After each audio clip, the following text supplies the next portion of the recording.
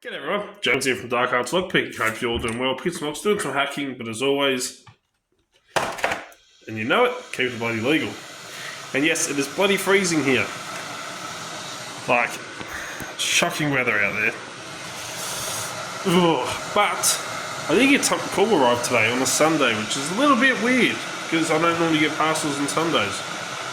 But I am super bloody pumped about this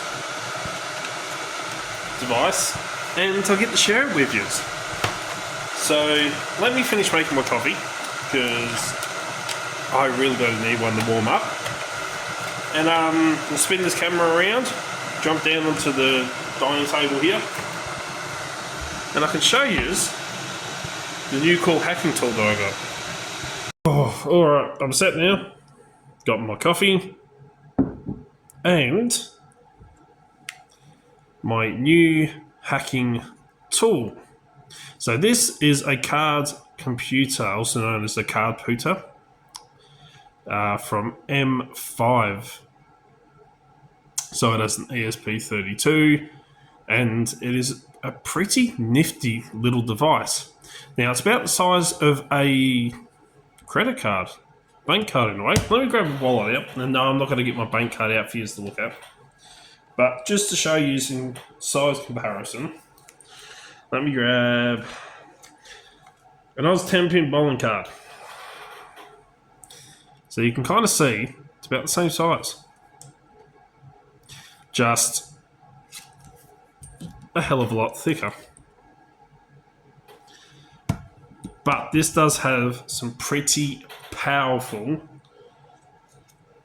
insides and system for just such a small little device. Now, I got this off AliExpress for like 60 something dollars, so not that expensive. A lot of people say it's like, this is going to beat the Flipper Zero. No, unfortunately, it is good in a lot of other features, but it is not packed with features as what the Flipper Zero is. So it doesn't have RFID unless you buy the modules to plug into it. So you get RFID and a few other different modules that you can plug into here to give you the full capabilities that the Flipper Zero has. But this has some really cool features that the Flipper Zero doesn't, if that makes sense. So is it a one-to-one comparison of it? No. Are they both great devices? Yes. Would I recommend either one? Yes. Now, if you want to do more stuff with RFID and stuff like that, then the Flipper Zero is going to be more up your alley unless you buy the expansion board for this, the module. Or if you're just more into hacking side of things, then this is probably a little bit more up your alley. Personally, I do like both for different reasons, but if you're not quite sure if you want to get a Flipper Zero and you're not quite sure about hacking stuff, whether you're going to be really into it and you just want to have a little go, this is a much cheaper option for you to dip your toe into the water to see what you think. So let me turn this on. So I've got an on and off switch up the top here. It does take a micro SD card, which I had to format into a FAT32 in order for this to work, which I had a little bit of trouble with formatting the SD card this morning. You then go onto the internet, go to the M5 downloader, and download an application onto your computer, which you can then download all the different applications that are available for the card's computer. It is the M5 one, so any M5 module that you have, this flashing software that you download, the app, will work. Very, very simple, very easy to use. I'm not going to go into details on how to do it. There is another video out there on how to do that through the Talking Sasquatch. Great channel. Go and check him out. And kind of the reason why I bought one of these. So let's turn it on. So what I ended up doing was I flashed the card computer with the launcher firmware. And there's a reason why I did that. And let me quickly just turn my light off here so we can kind of see the screen a little bit. No, it's not going to work better. Turn the light back on. It's a little bit better. So the launcher firmware that you put on here allows you to then flash and save a heap of downloads of firmwares onto the SD card, like I've been doing this morning. So you can save heaps of them on here. Now, normally, if you just plug it into your computer and you flash the one lot of firmware in there, that's all that's going to be on it. But the great thing about the launcher firmware is the fact that you can literally save all the firmwares that you want to use onto the SD card, and then you can access them anytime you want without having to plug this into your computer and re-flash it. In order to be able to do that, you can do a very, very easy way, which is over the net. So if we go to OTA, click enter, it'll scan for Wi-Fi's, and I'm just going to block because my one will be at the top, so I don't want to show you that. So I'm just going to connect to it. Now it's getting the repository ready, and we are now in. So I set this up to connect to my Wi-Fi. Once you connect it to a Wi-Fi, it will save that password on there. So if you want to download more from the repository, then you don't have to type your password in every single time. It's going to do it for you.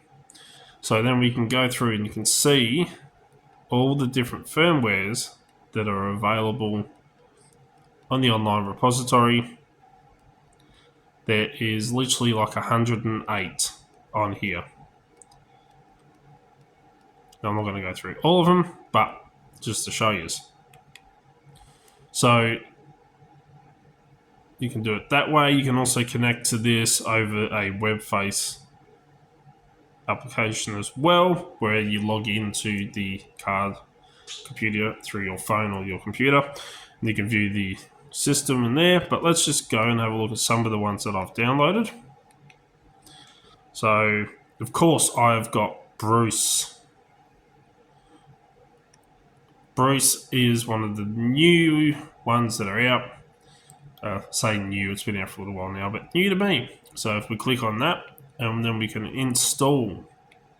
So it's going to take a little minute just to install the firmware on there.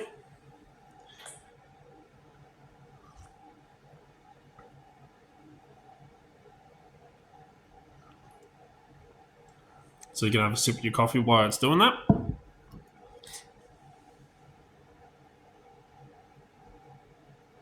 And maybe another sip. Why not? Bugger it.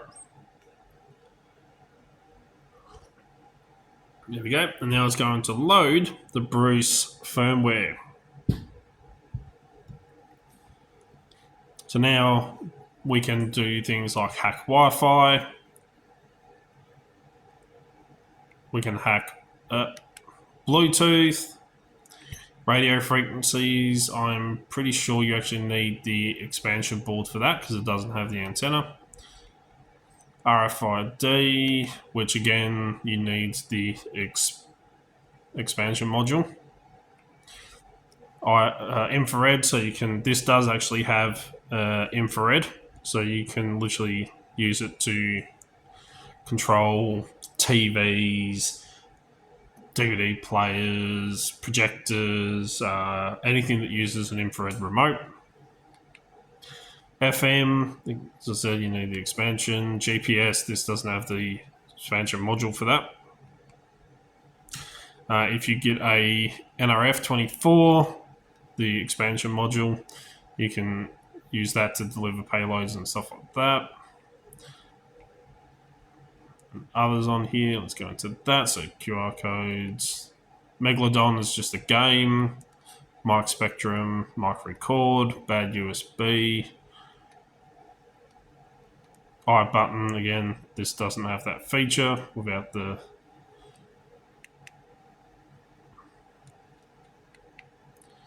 let's go back. These buttons are very, very small when you've got massive hands like mine and you're trying to do it through a screen.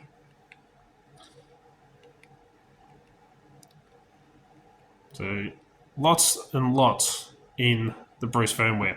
It's kind of like a flipper in a way with the systems that are on here. Like with the Bluetooth, we can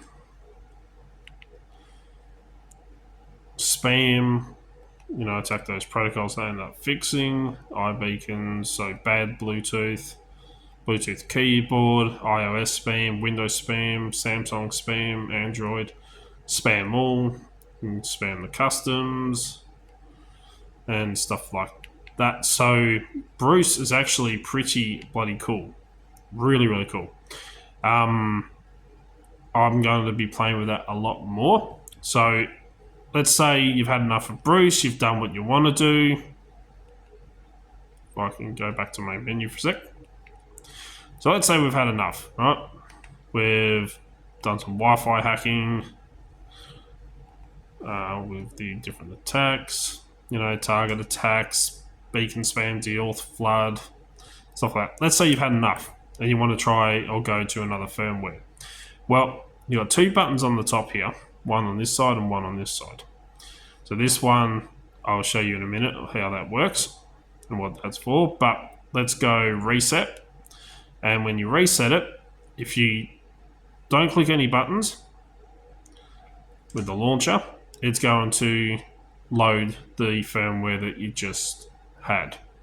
So what you want to do is press the reset button and press enter, and then you can go back into the launcher screen. So let's go back into our downloads. I do have big fingers, so I hit the wrong buttons at times.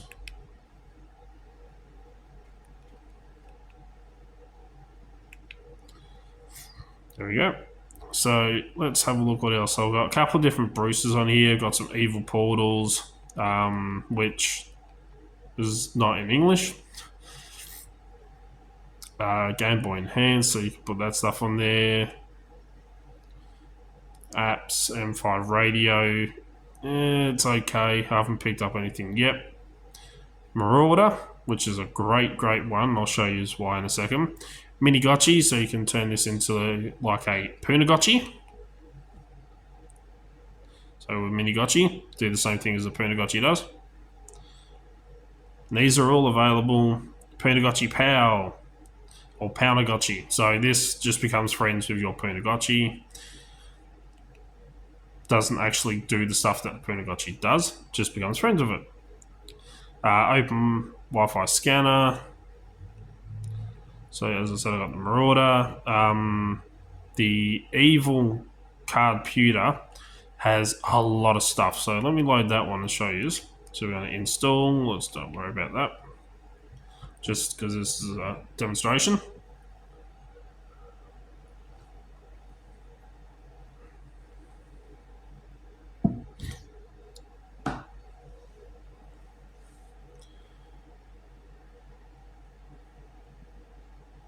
It does take a little bit of time to load, but I mean, when you're out and about, having the ability to load any firmware you want onto here is bloody awesome.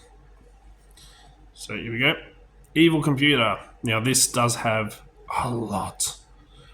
Scam Wi-Fi select. So this is kind of like the deauth V3 in a way, but for the card computer. This stuff has a lot.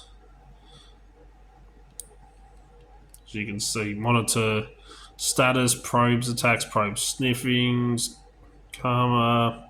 You can select the probes, war driving, beacon spam, deauth, auto deauther, evil twin, handshake master. So as you can see, there's so much on this one.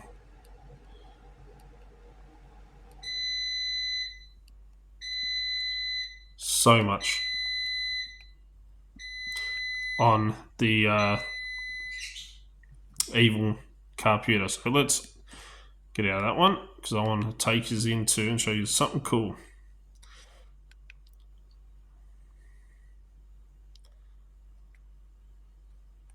Let's go to download. Sometimes they'll add new folders in here when you use certain apps. Firmwares, I should say. I really got to get smaller fingers.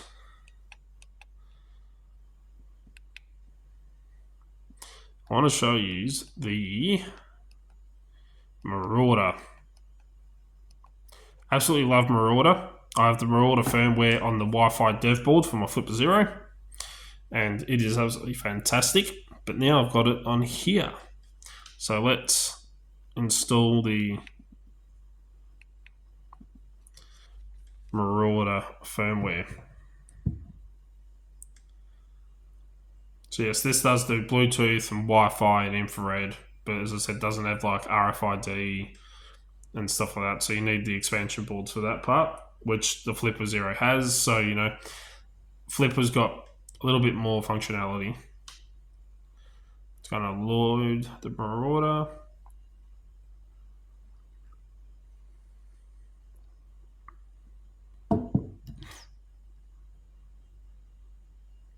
Just takes a little bit of time.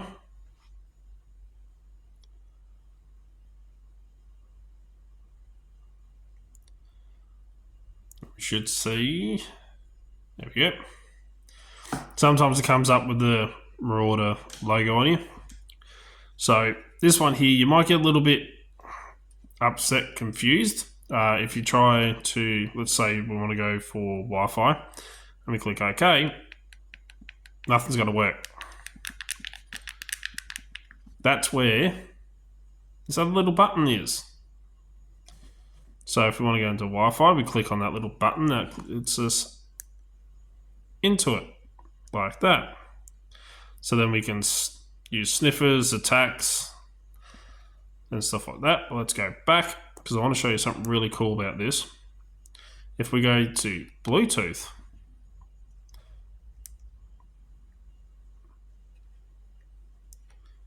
sniffers, we can actually use this to detect card skimmers. So card skimmers that use Bluetooth functionality in them, this can actually sniff them out. So if we click enter and go into that,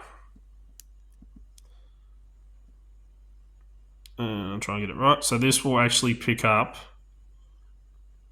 scanning for the Bluetooth enabled. I have to read around the phone for a second here.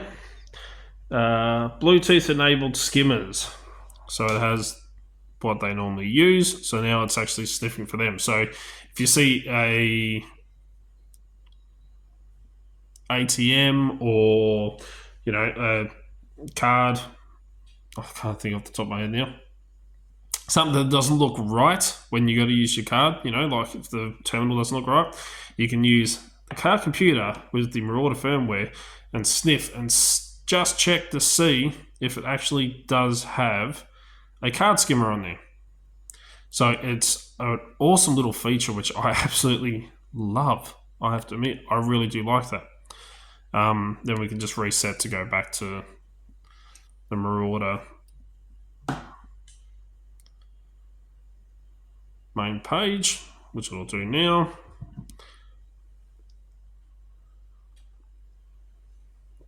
And you can also get Doom on here and play Doom in color.